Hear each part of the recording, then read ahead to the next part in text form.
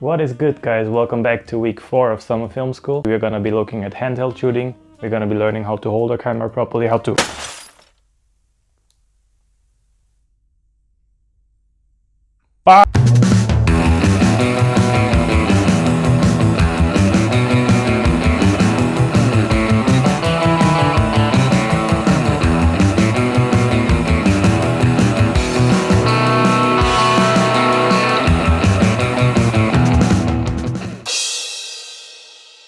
Who are you? Are you okay, baby? Canon cameras. They're built like bricks and also function like bricks. So as I mentioned, this week's edition of the summer film school is gonna be focused on handheld shooting, kind of tying in with last week, which was focused on walking. As always, the goal is going to be to go outside, practice this one particular technique, handheld shooting, for the duration of 1 week, every day for a set amount of time. That's basically what the summer film school is about. If you want more information, I recommend watching the first video up here or up here. I don't know how mirrors work, so it's either one of those. And as always, there's going to be a list of maybe 3 to 4 resources, either videos by other YouTubers, to get you started in this week's technique. We already practiced one technique that has to do with handheld shooting kind of last week, which was walking.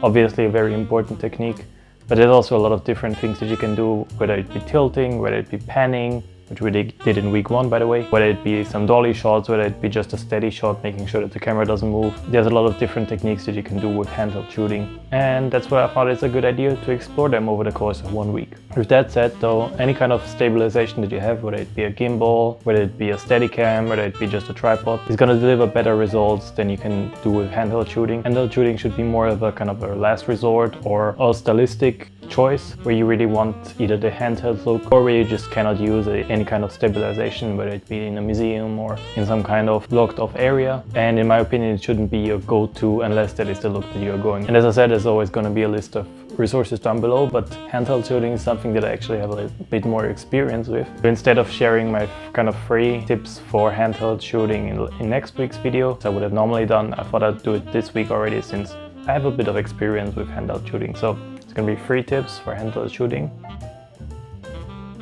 Tip number 1, use a lens that's as wide as possible. Basically, you want anything below 35mm-ish, because the wider the lens, the less kind of shake in your camera, any kind of hand movement is apparent. So yeah, definitely use your widest angle lens if you have to shoot handheld. Otherwise, it's just gonna be any micro shake, micro jitter will certainly translate much more vigorously into your picture.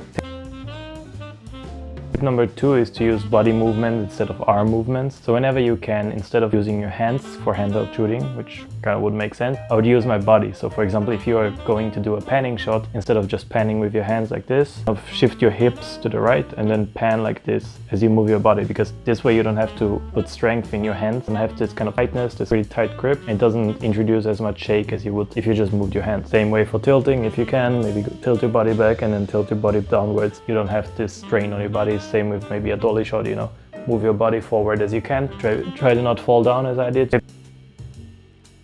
Number 3 is to use higher frame rates and then slow down the footage so it becomes kind of more a slow motion look. But it doesn't even have to be that extreme. You don't have to shoot at 120 frames per second and then bring it down to 24 frames per second, which would be an extreme use case of slow motion. You can also do maybe 30 frames per second and bring it down to 25 or 24 frames per second. This way you can still add a bit of stabilization without making the footage look really that slow. It's a very specific look, and unless you are going exactly for that look, it doesn't really work with some other projects of yours. And there's one extra tip, and that is to stabilize in post. If you use, for example, Premiere Pro, which I do, if you use a warp stabilizer and you do maybe like a 10-20% stabilization, that works really well in my opinion. So yeah, that's the challenge for week 4. It's gonna be about handheld shooting. Now normally I would share my 3 tips for walking, but I thought I'll do that in the next week, since it kind of ties in with handheld shooting as well. So I thought I'll maybe do like a roundup tips of handheld shooting and walking in next week's video. That's basically it. Go outside, have some fun. I'm gonna be in Madrid for the next 5 days from tomorrow onwards, so